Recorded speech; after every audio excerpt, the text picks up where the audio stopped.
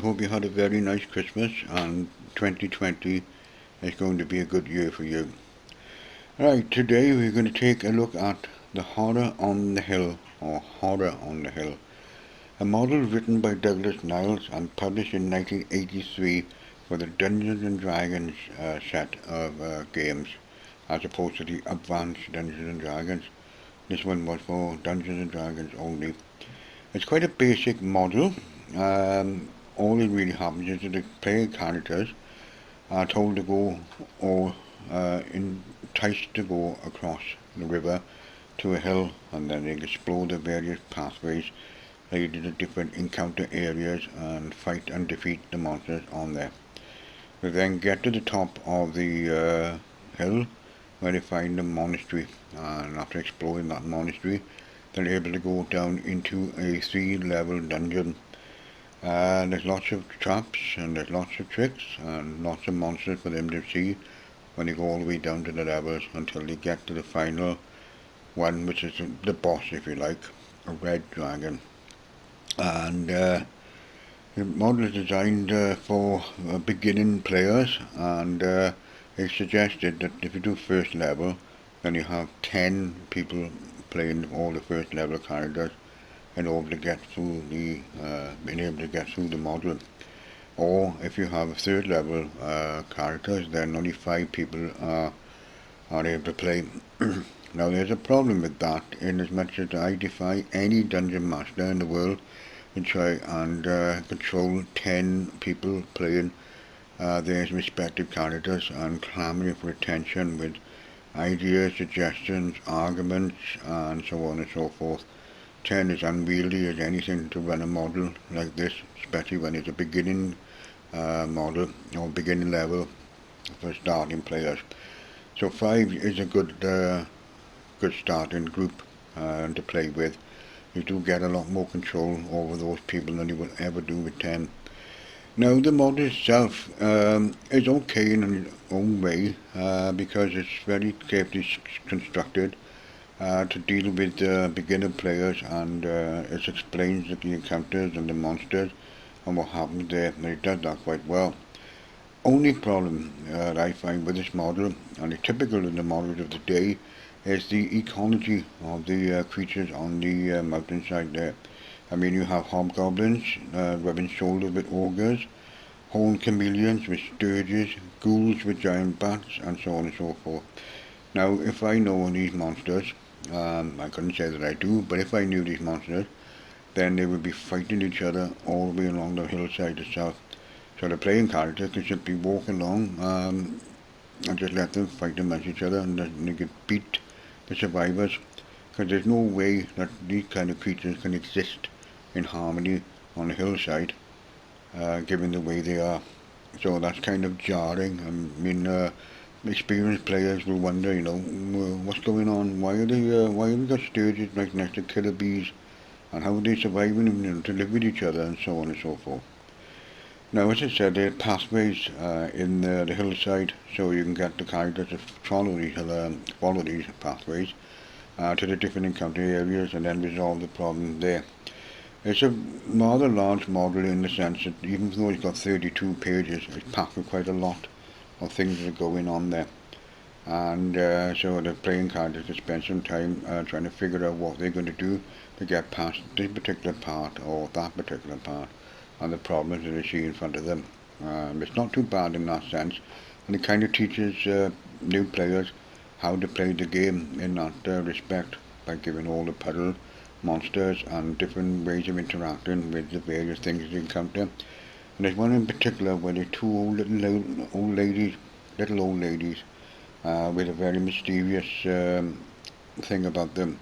They could be treated with real suspicion by the characters, given the fact there are monsters all over the hillside. Why should these two old dears be any different?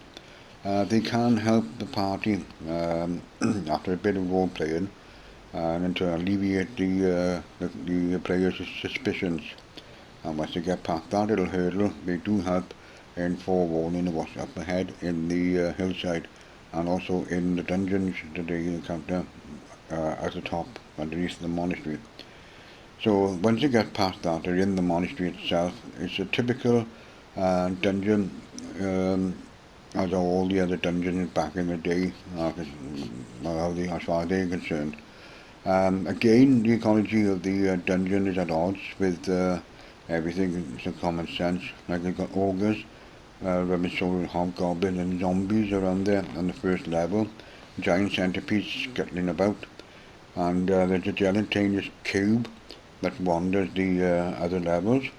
And then you've got berserkers who wander the other levels as well. So it's a mishmash, and I know full well that most of these creatures will be too busy fighting each other to ever worry about a party of adventurers coming in amongst them. There's no way that it makes any sense in that respect. So I just suggest you simply go with the flow and turn this model into a romp for the players, considering the fact that it's aimed at new players anyway. So the kind of sense of wonderment will probably be more than enough to overcome any nagging doubts that a person will have about the way the dungeon is designed in terms of monsters and encounters there.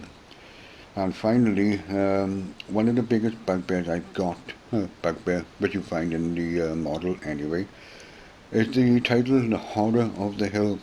Now, to anybody who sees that title, will think straight away about Cthulhu and find some many tentacles, gibbering, slimy monster and blasts anybody's insanity away. And that will be found in the ultimate dungeon on the hill, calling it the Horror. Unfortunately, the Horror on the Hill turns out to be a red dragon, which is quite mundane, and when you think about it, it's like boring actually. So my suggestion is that you can either change the title of the model from The Horror of the Hill to, I don't know, Death on the Hill, or some great big monster on the hill, and have away with that. Or change the end monster from a red dragon to something that would be more worthy of the title, Horror. That's up to you. Now, the last bit of the models, the full 32 page, is a monster description, and it's got to be one of the most ridiculous monsters I've come across in my time, a piranha bird.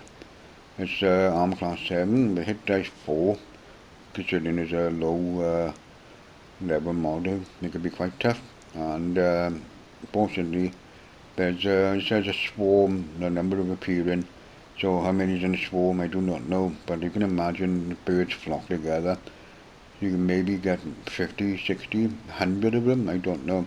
But if you do go that far, and the number of these creatures, then you are guaranteed a total party kill. So just chuck that one out, don't even bother about the piranha bird, because it's frankly ridiculous. The picture of it makes it look ridiculous as well, with a hooked clawed beak reminiscent of a dinosaur, but this is a bird. So that in conclusion is it's a good model for beginners, as long as they can throw out any disbelief they have about the way the monsters interact with each other on the hillside. And it works for that sort of respect and all this. But if you were thinking along the way of things making sense, and you're not going to find it here. But apart from that, it's something that you can just chuck away in a few sessions of a nice evening, especially in the winter time when it's cold outside, or the snow is piling up outside the door. Then sitting down around the fire, the table, with a nice roaring fire nearby, keeping you nice and warm, and playing this model will help to really pass the time of day away. So thank you for listening, and if you would put a like and a subscribe on the links below the video, and hope to catch you again then. So rock on.